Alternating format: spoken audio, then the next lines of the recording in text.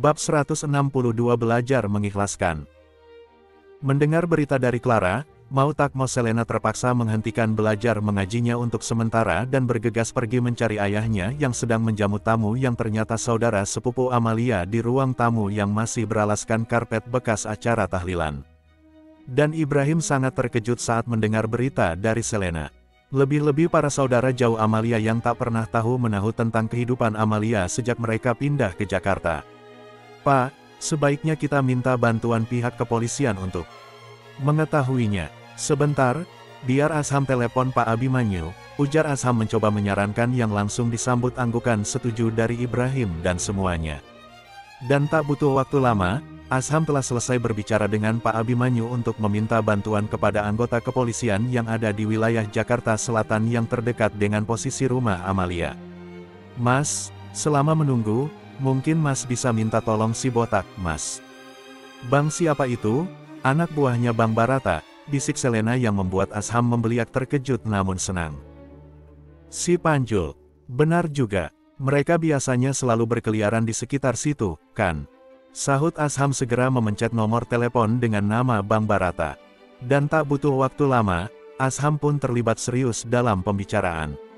"Siapa itu yang ditelepon Asham, Sel?" tanya Pak Ibrahim kepada Selena yang duduk bersebelahan dengan Asham dan dirinya. "Itu, pasukan Mas Asham, Pak," sahut Selena seraya mengacungkan jempolnya dengan bangga, namun membuat Pak Ibrahim membeliak terkejut tak percaya, lebih-lebih Abizar dan Umar yang langsung menatap Selena dengan wajah ingin tahu. "Serius? Beneran? Itu semua anak buahnya Mas Asham? Hebat, kan? Baru beberapa hari Pak Ustaz kita tinggal di Jakarta, langsung dapat anak buah sekompleks. Bisa menaklukkan gerombolan preman kelas kakap," ungkap Selena dengan wajah antusias yang sontak membuat Ashanem meraup wajah Selena karena malu, walau ia masih sibuk dengan ponselnya. Loh, enggak bahaya tah.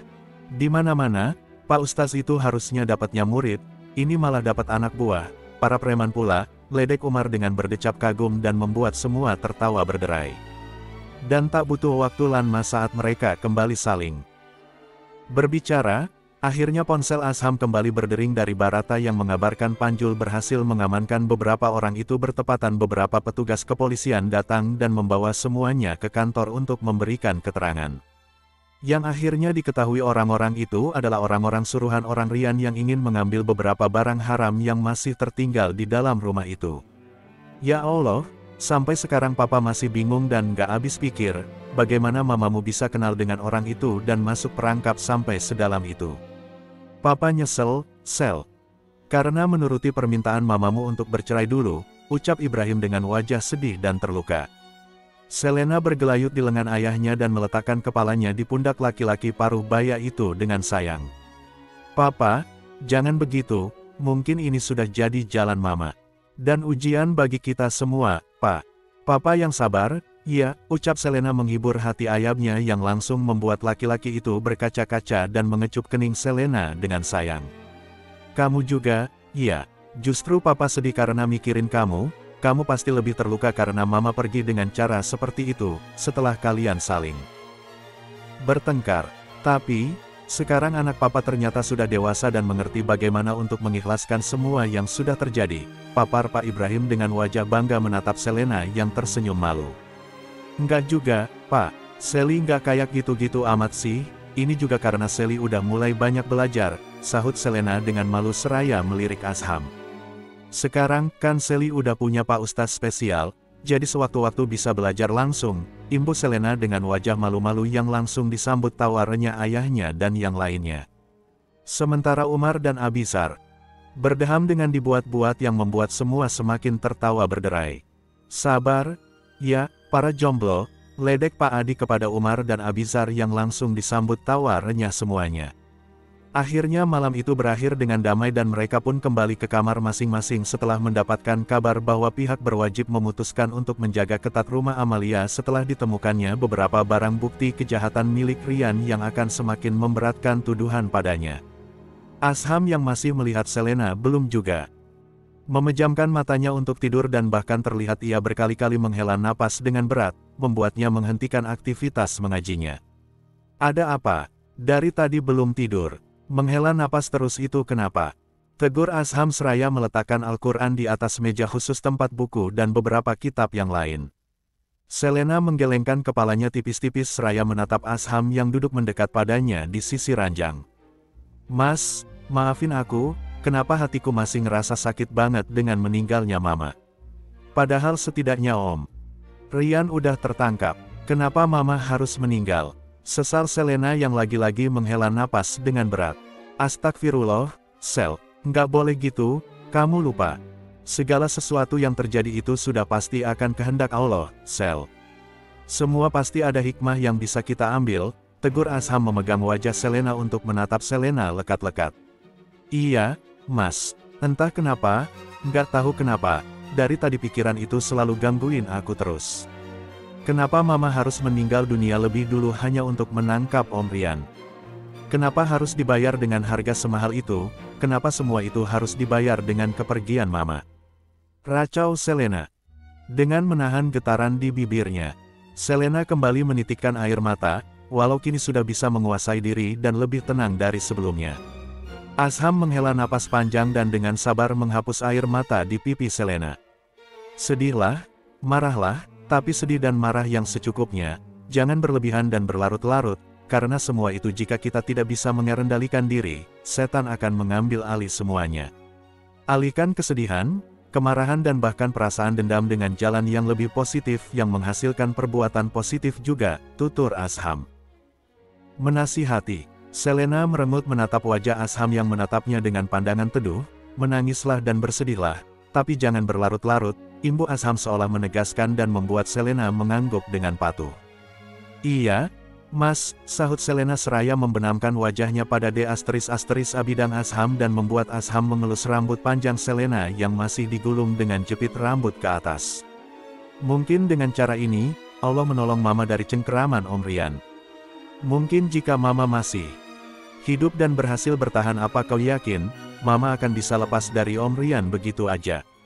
Ucap Asham memaparkan logikanya dan membuat Selena membeliak terkejut menatap Asham. Yang Mas takutkan justru Mama yang telah dibutakan oleh Om Ryan dan membuat Om Ryan jadi semena-mena dan bersikap seenaknya kepada Mama. Dan melihat sikap Mama yang lebih memilih Om Ryan daripada kamu, itu tandanya Mama membiarkan dirinya diikat oleh Om Ryan, sambung Asham yang membuat Selena mengernyit dengan getir. Mas, benar. Ya, aku jadi ingat, waktu itu Mama hampir membunuhku. Jika saja waktu itu Bi Murni nggak nolongin aku, mungkin aku sudah mati, Mas. 1 hour later. Bab 163 Kedatangan Teman Lama. Astagfirullahalazim, Sel, beneran itu. Ucap Asham terkejut bukan main dan Selena menganggukkan kepalanya dengan cepat dengan wajah getir. Tapi, Sel, jangan membicarakan keburukan orang yang sudah meninggal, apalagi itu Mama. Tegur Asham dengan sikap lebih tenang. Astagfirullah, maaf, Mas, aku nggak bermaksud jelek-jelekin almarhumah Mama. Tapi, setelah dengerin, Mas Asham ngomong gitu tadi, aku tiba-tiba inget itu. Emang bener, kalau dipikir-pikir, sejak kenal Om Ryan, Mama mulai berubah, apalagi setelah nikah, jadi kayak orang lupa diri dan, teler, papar Selena menghela napas dengan sedih. Melihat hal itu dengan serta-merta Asham memeluk Selena dengan erat untuk beberapa lama. Selena menangis walau tak seperti sebelumnya. Udah, yang lalu biarkanlah berlalu, maafkan dan ikhlaskan segala yang sudah terjadi, ya. Biar Mama tenang di sana, tutur Asham menasihati Selena seraya membelai punggung Selena dengan sayang. Iya, Mas, aku udah maafin Mama, aku selalu berharap bisa kembali seperti dulu. Aku kangen Mama saat kita bikin kue bersama, kangen saat belanja baju dan saling tukeran baju sama Mama, kangen. Selena menggantungkan kalimatnya dan mulai terisak seraya merapatkan pelukannya pada pinggang Asham. Dan tanpa pikir panjang lagi, Asham pun mengeratkan pelukannya pada Selena, membuka jepitan yang masih membungkus rambut panjang Selena dan membiarkan tergerai dengan indahnya. Dan saat merasakan Selena semakin larut dalam kesedihannya, dengan serta-merta Asham pun menyurupkan wajahnya pada ceruk leher Selena dan mengecupnya dengan lembut. hingga mengalihkan isak Selena menjadi desahan yang terlontar begitu saja. "Mas!" Rengek Selena dalam pelukan Asham mengerutkan pundaknya menahan geli karena kecupan-kecupan lembut Asham. "Mau nggak Mas ajarin zikir? Biar hati kita lebih tenang dan ikhlas. Biar Allah melepaskan dan mengangkat semua beban kesedihan kita." Bisik Asham seraya menarik wajahnya menjauh dari pundak Selena setelah mengecupnya dengan lembut. "Tentu saja aku mau, Mas. Pokoknya apa yang Mas kasih aku mau," celetuk Selena yang membuat Asham menegurnya. Seraya tertawa kecil. "Hei, kamu ini, ya. Kalau Mas kasih racun, mau juga," ujar Asham dengan tatapan mengancam. "Tetap aja mau, karena Mas Asham gak akan mungkin ngasih aku racun," sela Selena dengan wajah bersungguh-sungguh dan membuat Asham membeliak terkejut. "Oh, ya, kok kamu bisa seyakin itu?" sambung Asham dengan tatapan berpura-pura jahat. "Ya iyalah, karena aku sudah teracuni oleh cintamu, Mas," jawab Selena dengan seenaknya dan membuat wajah Asham memerah malu dengan tawa berderai dan memeluk Selena dengan gemas hingga membuat mereka rebah bersama. "Astagfirullah, Sel, ya Allah, tolong jangan ngerayu Mas seperti itu. Di mana-mana itu yang ngerayu harusnya suami, bukan istri, ampun deh," tegur Asham dengan tawarnya seraya mencubit pipi Selena dengan gemas. "Ya, Mas kan gak jago ngerayu, nungguin dirayu Mas mah lama. Jadi, mana zikirnya?"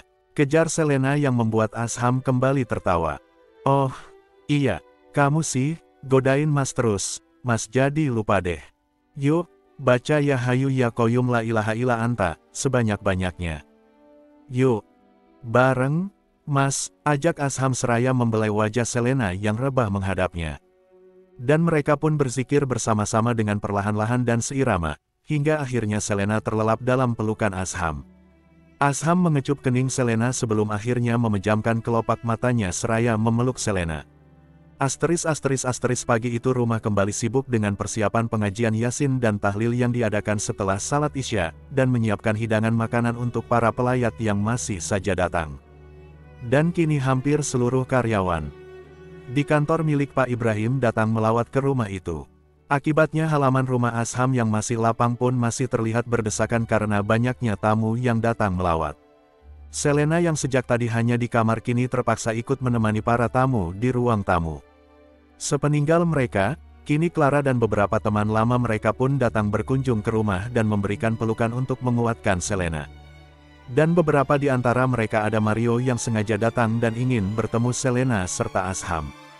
"Sel, maafin gue. Ya, waktu itu, gue bener-bener nyesel karena hampir menjamah lo waktu itu," ucap Mario membuka pembicaraan. "It's okay. Nggak masalah, gue juga nggak kenapa-kenapa ini, kok," sahut Selena yang membuat Mario tertunduk malu, apalagi melihat Asham yang hanya tersenyum tipis mendengar ucapan Mario. "Dan, kalau bukan karena laki lo, gue hampir aja ngelakuin kesalahan fatal. Gue pikir waktu itu lo masih masih basti. Gue baru tahu masalah kalian dari sikle belakangan ini," imbu Mario seraya menatap Asham dengan pandangan tak enak. "Maafin saya, Mas. Nggak apa-apa, aku juga sudah bikin hidungmu patah waktu itu. Kayaknya aku kebablasan tenaga waktu itu," sahut Asham dan membuat mereka bertiga terkekeh dan hal itu membuat yang lainnya yang berada di ruang tamu memandang mereka bertiga yang ada di bangku teras. Hei, kenapa malah pada ngobrol di luar? Ayo, masuk," ajak Clara seraya bergelayut pada lengan Selena dan membuat mereka pun memasuki rumah dengan patuh. Clara membantu Selena duduk di kursi khusus untuk dirinya karena ia tak bisa duduk dan berdiri di lantai sembarangan demi menjaga kandungannya. Dan semua pun terlihat senang dengan melihat perut Selena yang terlihat sedikit lebih buncit.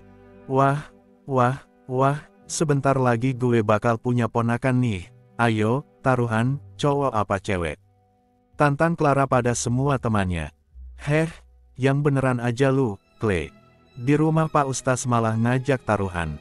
Itu, kan sama aja judi," tegur Stella pada Clara. "Apaan sih, kan gak taruhan pakai duit. Cuma tebak-tebakan aja, yang kalah traktir makan steak, gitu doang kok," elak Clara dengan tak enak hati seraya menatap Asham seolah meminta pendapat. "Ya, asal hanya main-main saja," sahut Asham seraya tertawa. Kecil menjawab pertanyaan tak terucap Clara. Dan senda gurau mereka pun semakin ramai karena melihat kedatangan Umar yang terlihat sangat terkejut dan senang bukan main saat melihat Clara berada di rumah itu. Akan tetapi momen lucu dan menggemaskan antara Clara dan Umar yang terhalang oleh Asham, yang mengesankan Asham sebagai ayah yang galak untuk Clara itu pun teralih karena kedatangan seseorang yang menghentikan mobil di depan pagar rumah.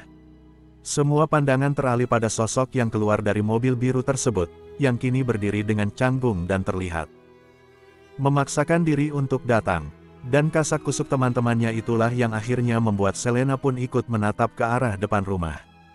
Clara berdiri menghalangi pintu dengan sikap tegang berdampingan dengan Umar seolah ingin melindungi Selena dari sosok itu. Ngapain dia kemari? Siapa yang ngasih kabar padanya kalau kita akan melawat kemari? Perasaan, gue udah larang siapapun buat ngasih tahu ke dia, kenapa dia bisa sampai kemari? Gerutu Clara dengan wajah kesal menatap ke arah teman-temannya yang hanya terdiam membisu tanpa ada yang menjawab. Mario datang ikut menghadang di samping Clara dan menatap benci laki-laki yang kini menatapnya dengan senyum licik di wajahnya. Percuma marah-marah, toh dia udah datang kemari, Clay. Kita lihat saja, apa yang akan dia lakukan dan gue yakin dia nggak akan berbuat macam-macam di sini. Mirad, chicos, ya lo dije el otro día, esta parte de aquí, la gente nueva que me está siguiendo, esto es un rof.